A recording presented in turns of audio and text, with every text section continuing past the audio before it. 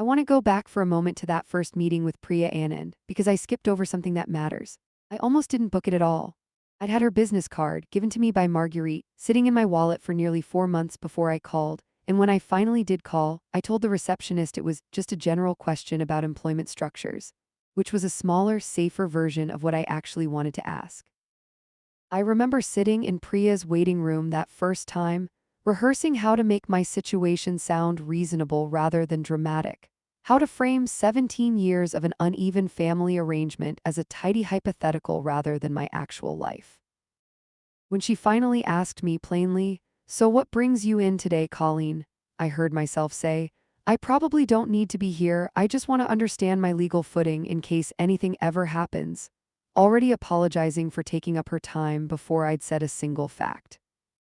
She let me talk for 20 minutes before she said much of anything, and then she said something I've held on to since.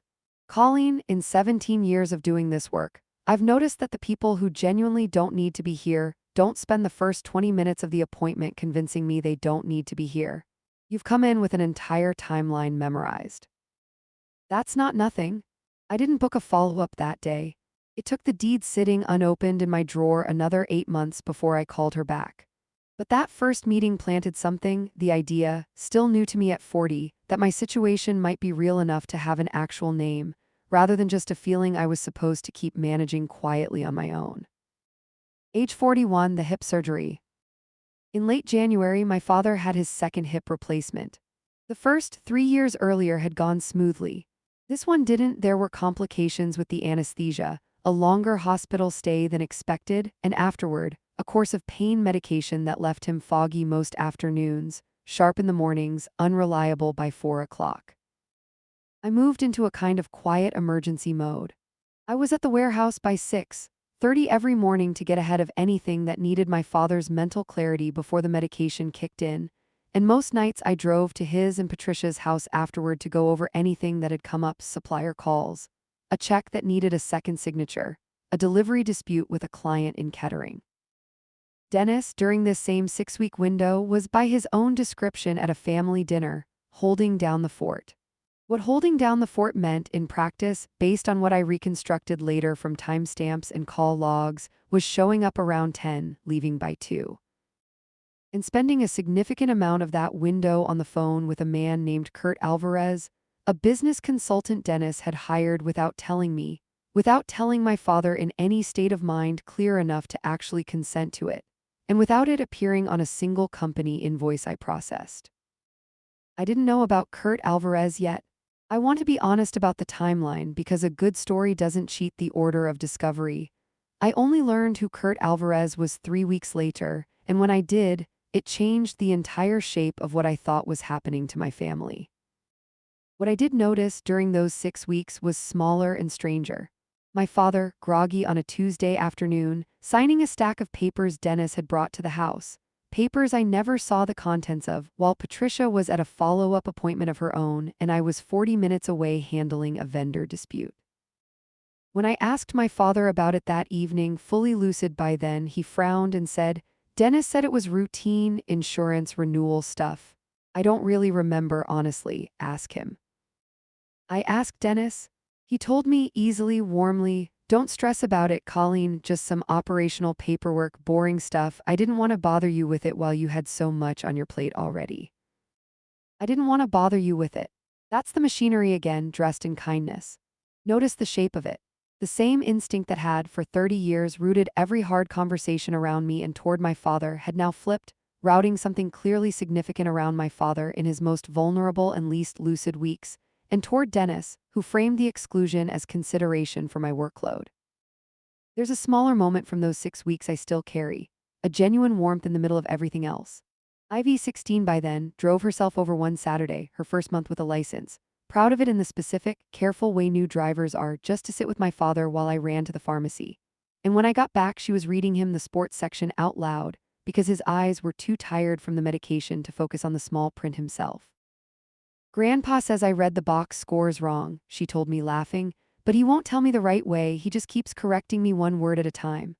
My father, half asleep in his recliner, murmured, "She's got the numbers, just needs the patience."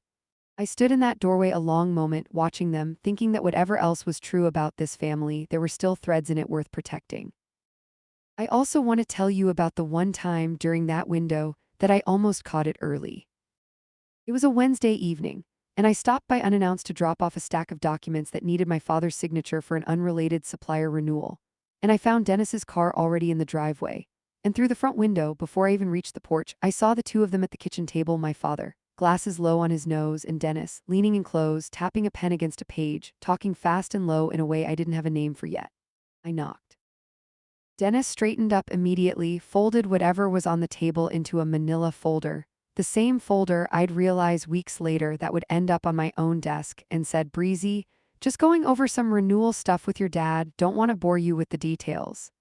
I believed him. I want to sit honestly in that sentence for a second. I believed him, standing 3 feet from the exact document that would nearly cost my father his company, because believing him cost me nothing in that moment, and doubting him would have cost me an argument I didn't yet have the evidence to win. The discovery, a quiet gut punch. It was a Thursday, 10 days before the manila folder, and I was in the back office finishing the quarterly tax filing when Patricia called me, not my father, Patricia, sounding uncertain in a way that wasn't like her.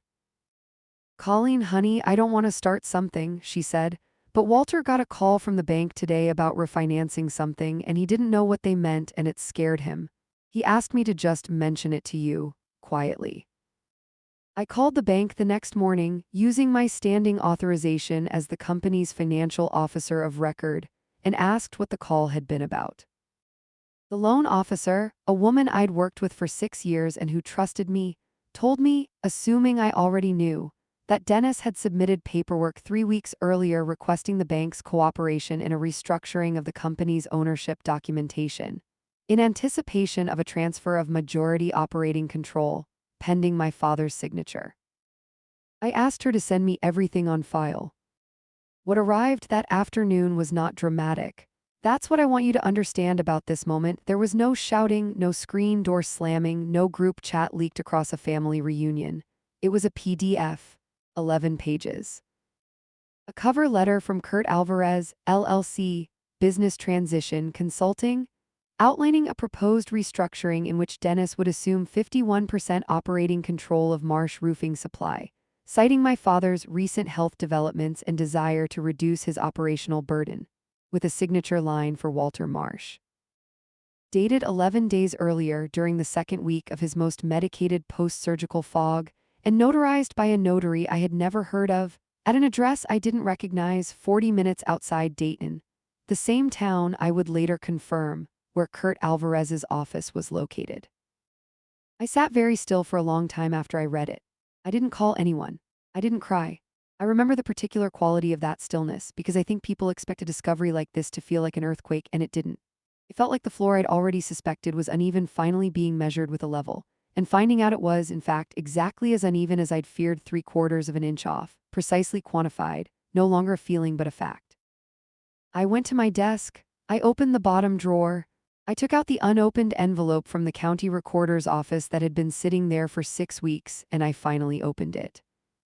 The deed to the building, 4,200 square feet of warehouse and office space on Route 4, purchased in 1994 for $96,000, was recorded in the name of Walter T. Marsh individually.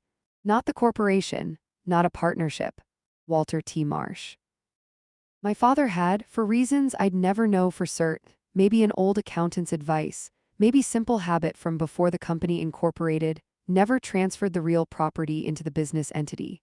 The building the entire operation ran out of was, and had always been, my father's personal, individual asset. I read that line 4 times, then I opened my laptop and began, calmly, methodically, the way I do everything to build a folder. If this is where you're starting to feel that particular kind of cold, focused calm, the kind that isn't anger yet, just clarity, comment below with the word level, because I want to know how many of you have felt exactly that. And subscribe if you want to see what she builds in that folder. The decision. I didn't confront anyone for 11 days. I want to walk you through those 11 days slowly because I think this is the part of the story people skip past in their own lives, the part where you're not yet fighting, You're just trying to figure out if you're even allowed to.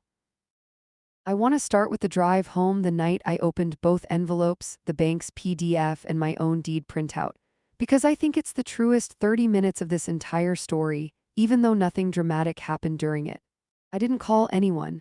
I didn't cry, not exactly, though my eyes stung the whole way.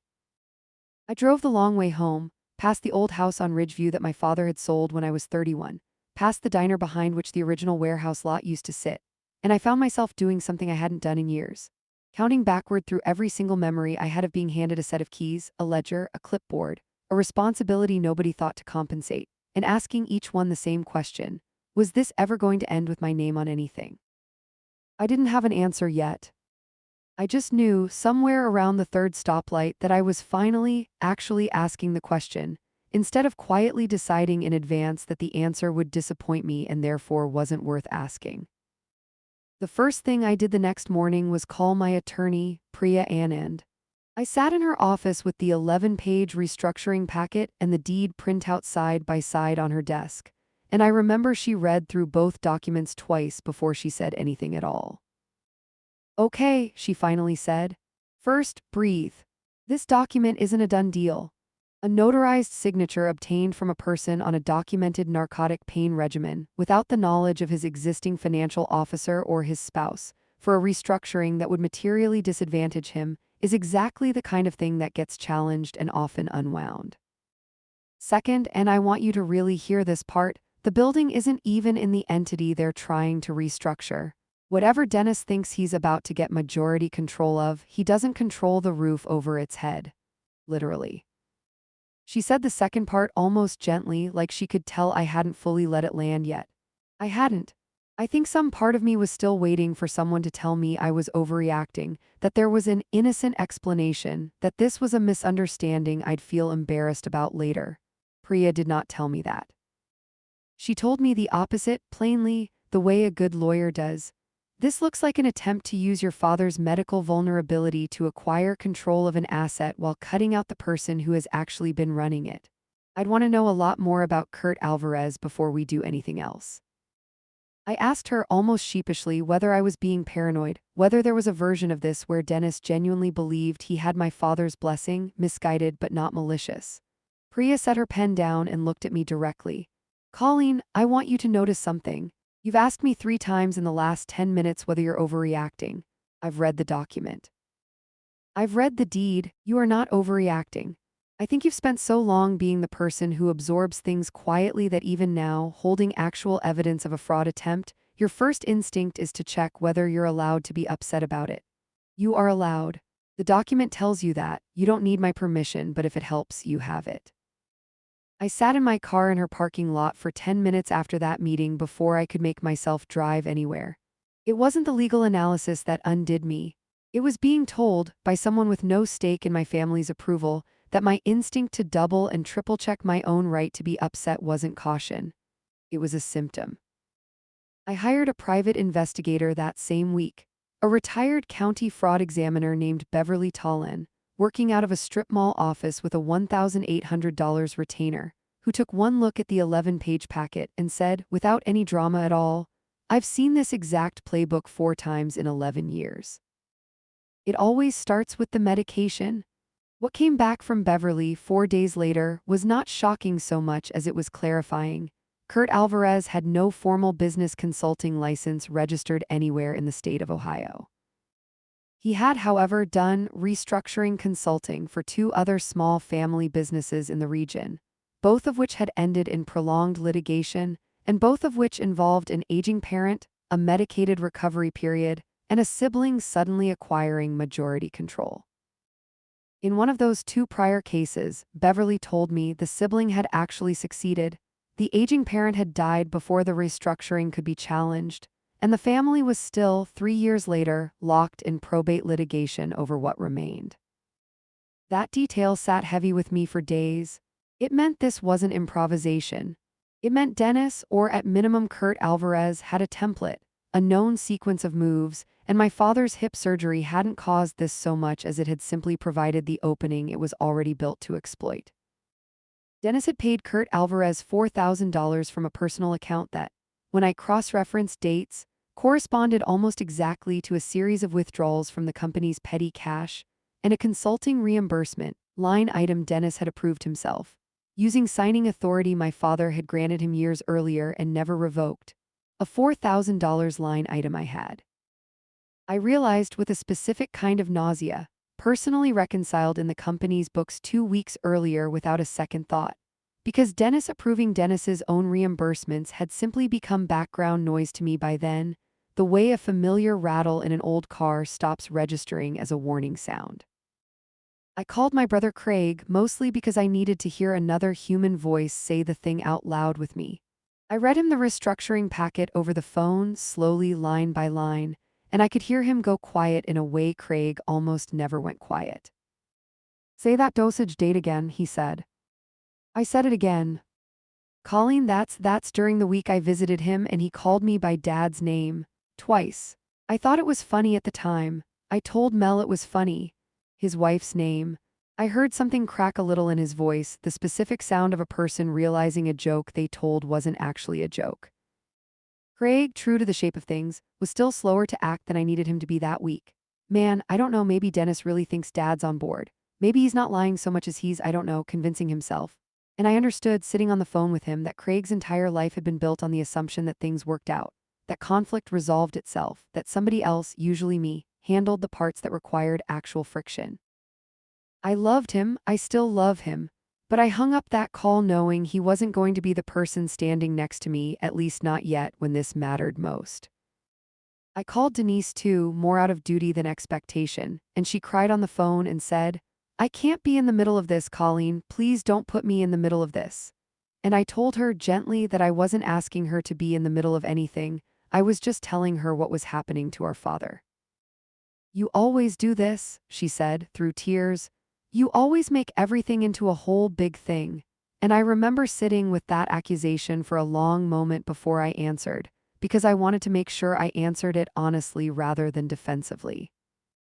"Denise," I finally said, "I didn't make this a whole big thing. Dennis got a notary 40 minutes outside town to witness Dad's signature during the worst week of his medication. I just found the paperwork." She didn't have a response to that. She said she needed to think and she didn't call back for 3 weeks. It was a Wednesday evening, 9 days into this quiet gathering of evidence, when I sat down with a therapist I'd started seeing 18 months earlier, a woman named Renata, mostly for garden variety work stress, nothing dramatic, and I said something out loud in her office that I hadn't said anywhere else yet. "If I do this," I told her, "if I actually stop this, actually stand up in front of my whole family with proof and say no, I don't know who I am to them anymore. My whole life, my value to this family has been that I absorb things, that I don't make it harder. If I stop being the person who makes things easier for everyone, I don't know what's left of my place in it."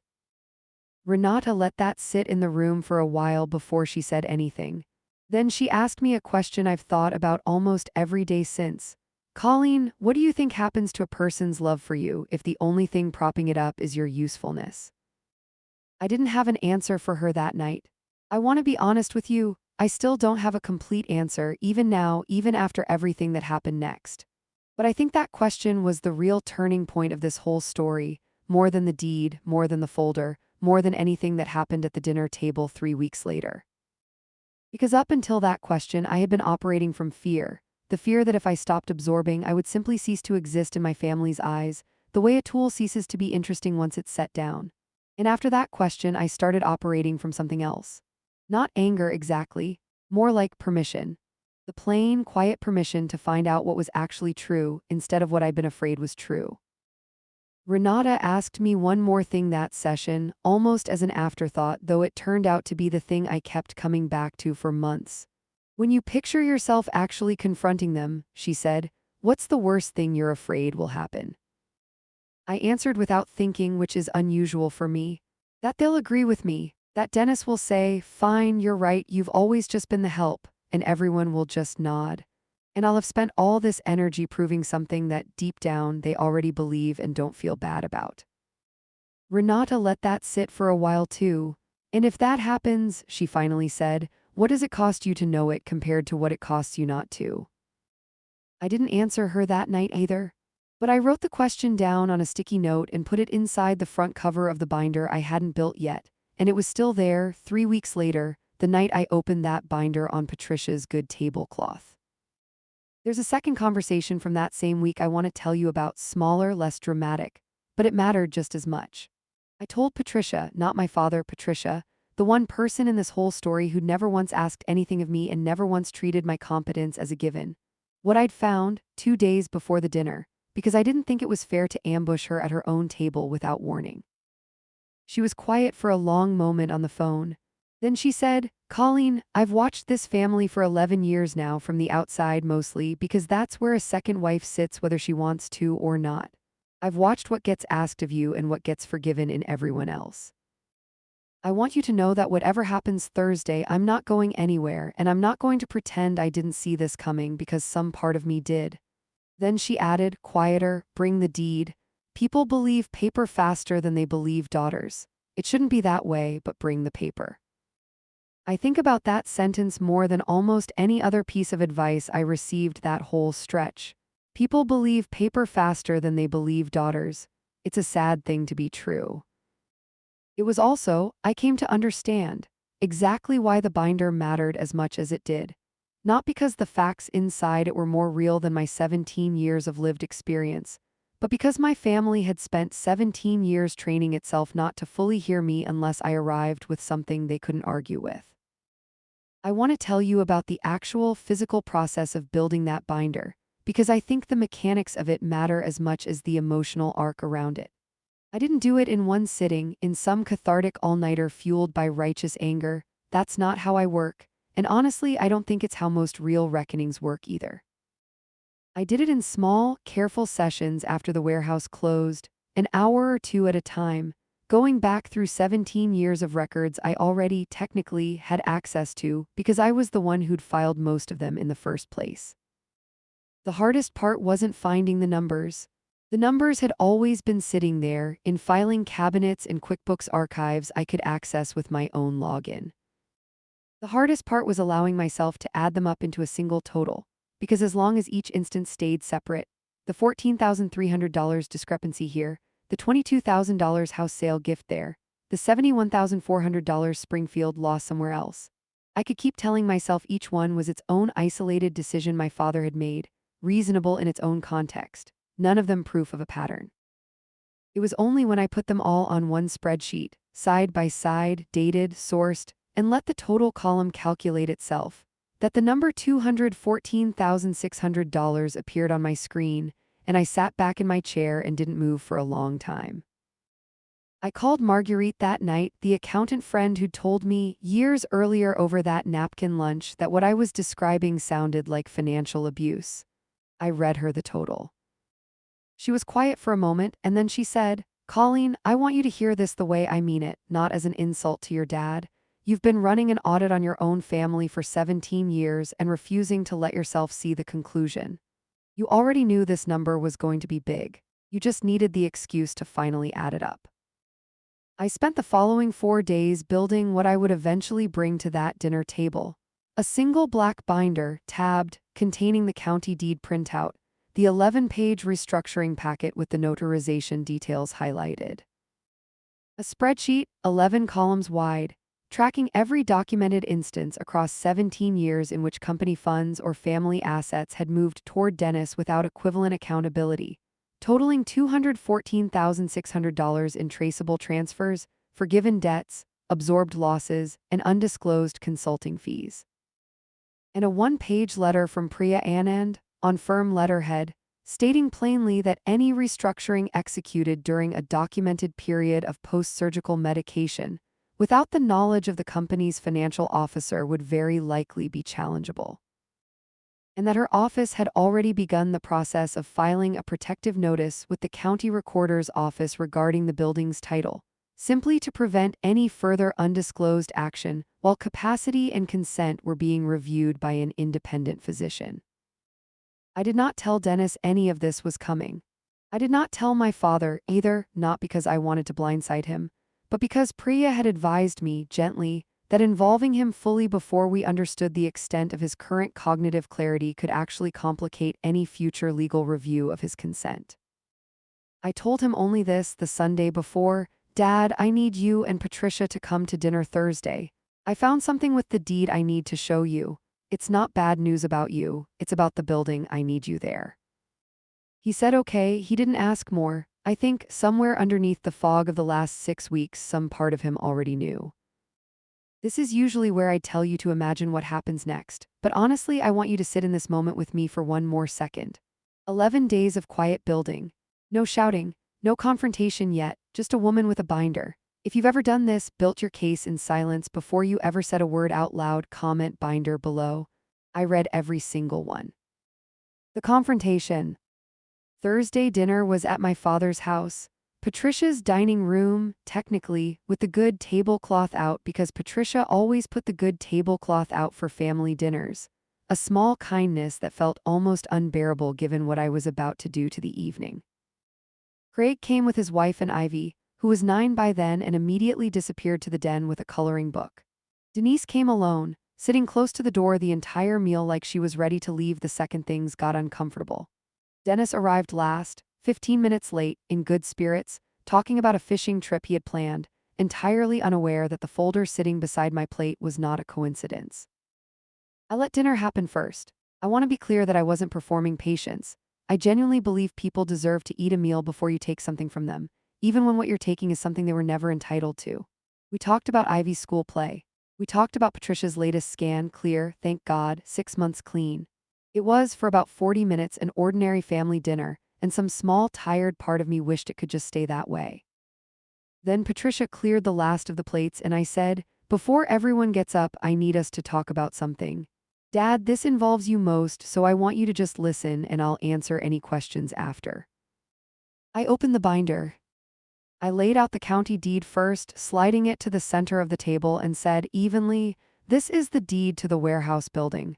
It's recorded in Dad's name individually, not the corporation's. It has been since 1994. Dennis went very still. My father picked up the paper, reading it slowly, the reading glasses Patricia handed him sliding down his nose. I laid the restructuring packet next to it. This is a document submitted to First Merit Bank 3 weeks ago, notarized 11 days before that, transferring 51% operating control of the company to Dennis. Dad, your signature is on it. It's dated during week 2 after your surgery, the week your pain medication dosage was at its highest, according to your discharge paperwork, which I also have a copy of. Now hold on, Dennis said, and his voice had gone loud in the particular way I'd cataloged my whole life, the loud that arrives exactly when the facts stop being on your side. This is family business, Colleen. This doesn't need to be a courtroom you're twisting. I'm not twisting anything, I said. I did not raise my voice. I want you to understand that this was maybe the single most important choice I made that whole evening. I let him get loud and I stayed exactly where I was at the same volume I'd used to read a grocery list. I'm reading you a date and a dosage schedule. Those aren't opinions. I slid the spreadsheet across next. This is 17 years of documented transfers, forgiven loans, and unreported consulting payments. $214,600, traceable, dated, sourced. I'm not saying you don't love this family, Dennis. I'm saying the math has never once gone in a direction that required you to prove it. Denise had started crying quietly by then. Craig had gone pale and silent, staring at the spreadsheet like he was seeing the shape of our whole childhood laid out in a font he recognized. My father had not said a word. He was still holding the restructuring packet, and his hand, I noticed, had started to shake slightly, not from anger, I think, but from something closer to grief, the specific grief of realizing you signed something you don't remember signing. Dad, I said, and this is the part I want to get exactly right, because it's the line that ended up meaning the most, the one I'd say again if I had to do the whole thing over, you don't have to decide anything tonight. I already filed a protective notice on the title so nothing else moves until a doctor confirms you were clear-headed for any of this. I'm not here to punish anyone. I'm here because I refuse to keep being the only person in this family who's expected to show up with nothing and leave with less. Dennis stood up so fast his chair scraped hard against the floor. You've been planning this, he said, jabbing a finger toward the binder. This whole family, you've all just been waiting to turn on me. Nobody's turned on you, I said, still at the same volume. I turned on the lights. The table went quiet in a way that felt almost physical, the kind of quiet that has weight to it. Dennis stood there a moment longer, chest rising and falling, looking for somewhere to put the anger now that it had nowhere obvious left to land. He turned to my father. "Walter, come on, tell her this is insane. Tell her family doesn't do this to family." My father didn't answer right away. When he finally spoke, his voice was steadier than I expected, though quieter than I'd ever heard it at that table. "Dennis, did you take me to a notary I've never met during a week I don't remember and have me sign my company over to you? You wanted to reduce your load, Walter. You'd said as much. I was just moving it along for you."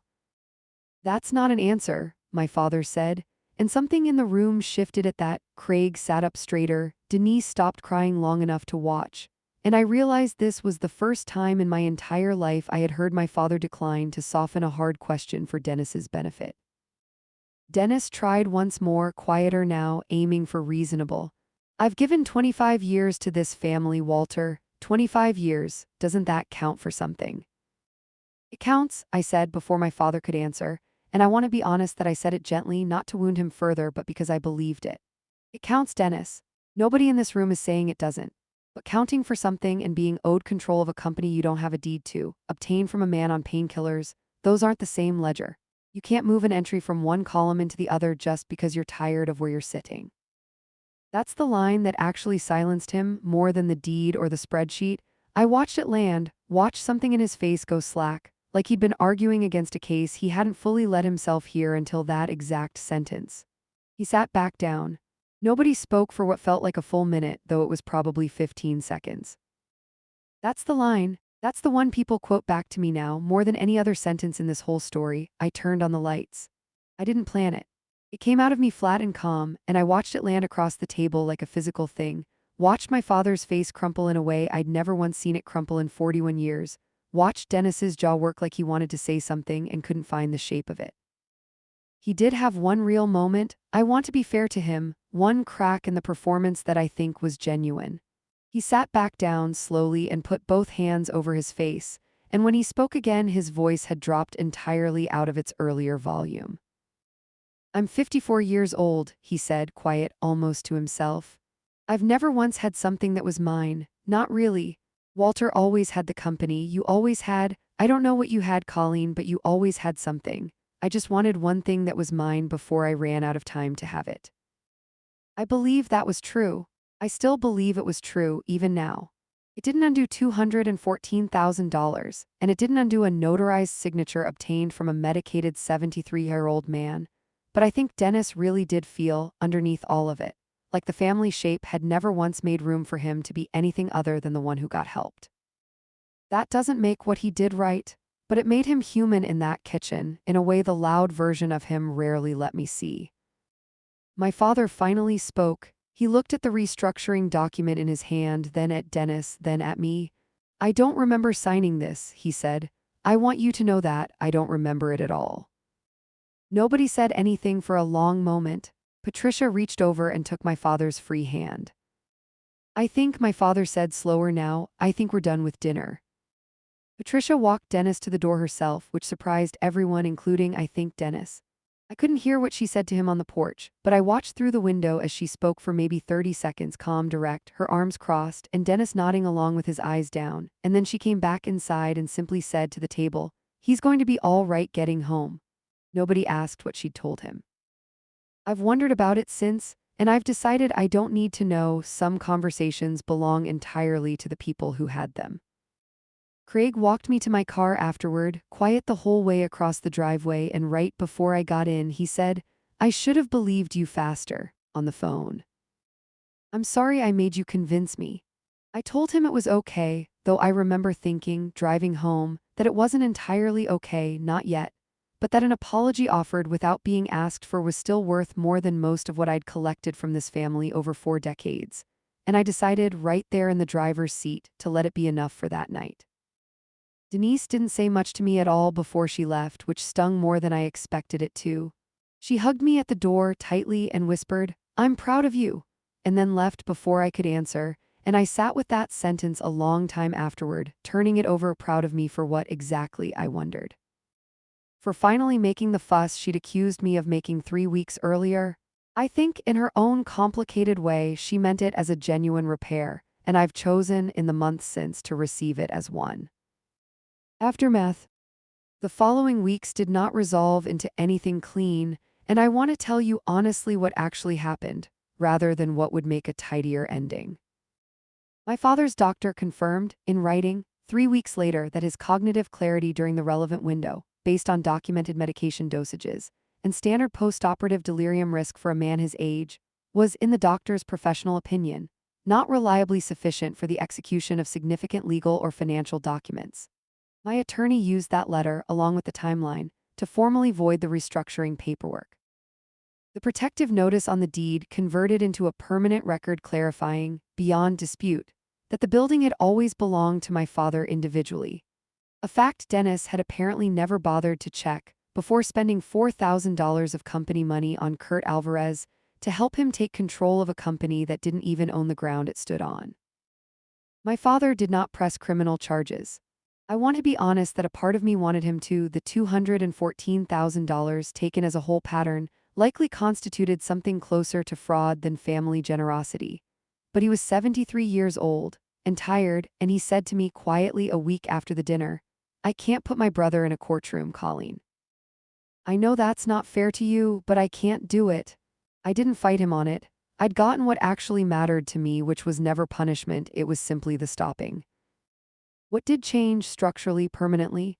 My father transferred the deed into a trust, with me named as the financial trustee, 6 weeks after that dinner. I was made chief financial officer of Marsh Roofing Supply that same month, with a market rate salary and a formal 5% equity stake.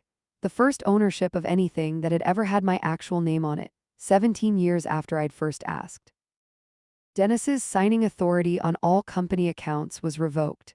He remained, technically, an employee, though he stopped coming to the warehouse within a month, and by summer he'd taken a job managing a rental property portfolio for someone else's family instead of trying to take over ours. I haven't spoken to Dennis since April. Not out of spite, I genuinely don't carry the anger the way I might have expected to, but because he has never once, in these 11 months, said the word sorry without immediately following it with a reason it wasn't really his fault. I've made my peace with the fact that this relationship may simply stay unfinished. Not every thread gets tied off. I used to think an ending needed everyone reconciled to count as a real ending. I don't think that anymore.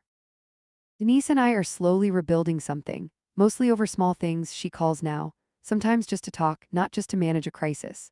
She apologized eventually for the whole big thing comment in her own roundabout way, by showing up unannounced one Saturday with coffee and sitting with me for 2 hours while I did the company's payroll, not saying much, just being present in a way she'd never quite managed to be before. I took it for what it was. Craig and I are fine, easier than fine, actually. I think watching that dinner happen did something to him too, some small permanent recalibration of who in this family had actually been doing the heavy lifting all along. He started unprompted sending me a text every few weeks that just says, "How are you actually doing?" And I've come to understand that for Craig, that small, repeated question is his version of the binder, his own quiet way of finally showing up. Beverly Tallon, the investigator, sent me a card a few weeks after everything settled, which struck me as an unusually personal gesture for someone I'd hired for $1,800. Inside, she'd written, "Most people who hire me never get to the part where they use what I find. Glad you did. I keep it in the same drawer where the deed used to sit, unopened, for 6 weeks. It feels like the right place for it now, proof that the drawer isn't just where I put things I'm afraid of anymore." I want to tell you about one more thing, small and specific, that I've thought about more than almost anything else since. About 2 months after the dinner, I was cleaning out that same bottom drawer, a genuinely mundane task, just tidying, nothing symbolic intended. And I found the old debt ledger I'd kept at 13, the little spiral notebook my father had handed me to track what Dennis owed him. I'd carried it with me, apparently, through every office I'd ever worked in, tucked into whatever drawer was closest, for 28 years, without ever really noticing I was still holding onto it. I sat on the floor of my office and read through it, a 13-year-old's careful, looping handwriting, tracking $200 across 4 months of a grown man's excuses. I didn't cry over it exactly, though something in my chest went tight reading my own younger printing, so earnest, so certain that if she just kept the numbers straight, everything would eventually balance out fairly on its own. I didn't throw the notebook away. I put it in a small keepsake box instead, next to Beverly's card, next to the sticky note with Renata's question still on it. Not because I need the reminder of what was done to me, because I think that 13-year-old deserves to know eventually that the numbers did balance out. It just took 28 years, and it took her growing up and refusing, finally, to keep the ledger quiet. Gert Alvarez, for what it's worth, is currently the subject of a complaint Priya filed with the State Attorney General's Consumer Protection Division, alongside what she believes may be at least one other affected family from his prior restructuring work. I don't know how that will resolve. I've made a kind of peace with not needing to know. Some parts of a story don't wrap up on your own timeline, and I've had to get comfortable letting this one belong, partly, to people I'll never meet. The company itself had its strongest quarter in company history the summer after that dinner, not because anything dramatic changed operationally, but because, I think, for the first time in 17 years, the person actually running the finances was doing so with full authority instead of borrowed permission, and it turns out that makes a measurable difference. I hired a part-time bookkeeper of my own that fall, a young woman named Preeti fresh out of Sinclair Community College, and on her first day I found myself saying, without planning to, "If you ever find something in these books that doesn't add up, bring it straight to me, and I promise you it gets handled, not buried." She looked at me strangely, like it was an odd thing to promise. I didn't explain why I needed to say it out loud. Some promises you make to a stranger are really promises you're finally making to your younger self. 6 months after the dinner, my father asked me to sit with him on the back porch of Patricia's house, just the two of us on a warm evening in September. He'd been quieter than usual with me since everything settled, not cold, just careful, the way people get careful around a wound they know they caused. He didn't apologize in any grand way. What he said instead was smaller, and I think more honest than a big speech would have been. "I keep thinking about the toast I gave at your wedding. About the trains running on time. I meant it as the nicest thing I knew how to say about you. I didn't understand until this year that I never once thought to ask what it cost you to keep them running." He didn't say much else. He didn't need to. I reached over and took his hand the same way Patricia had taken his that night at the dinner table, and we sat there until the porch light drew in the moths, not talking, which was, for the two of us, its own kind of conversation. And there is one thread I want to leave you with, because I promised you this wasn't a fairy tale, but I also promised you it wasn't only grief. Ivy, my niece, 12 now, came to the warehouse with Craig on a Saturday a few months after everything settled, and she found me in the office. The same desk, though there's a nicer nameplate on it now. One that actually says Chief Financial Officer Colleen Marsh, which I'll admit I still sometimes touch just to check that it's real. "Aunt Colleen," she said, sitting under the desk the way she used to, "when I grow up, I want a real job title too, not just the one who helps." I don't know exactly what she'd overheard or how much of the last year had actually reached her in whatever form kids absorb these things. But I sat down on the floor next to her, 12 years old with her own legal pad of squiggled numbers, and I told her, "Then get it in writing, baby. Always get it in writing." Thesis line callback. I think about that conversation with Renata more than almost anything else from that whole year. What happens to a person's love for you if the only thing propping it up is your usefulness? And I think the truest answer I've found, 11 months out, is this. Love that only shows up when you're useful was never actually love for you. It was love for what you could be made to carry.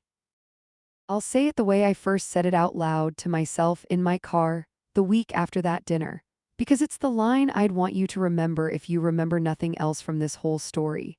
Being trusted with everything and valued for nothing are not the same thing, and you're allowed to stop confusing the two. I don't think that line is really about Dennis, or even about my father in the end. I think it's about every version of me at every age in this story. The 9-year-old on the bike, the 13-year-old with the ledger, the 24-year-old who took the pay cut, the 35-year-old who accepted a raise instead of a title, who kept mistaking the size of what she was handed for the size of what she was worth.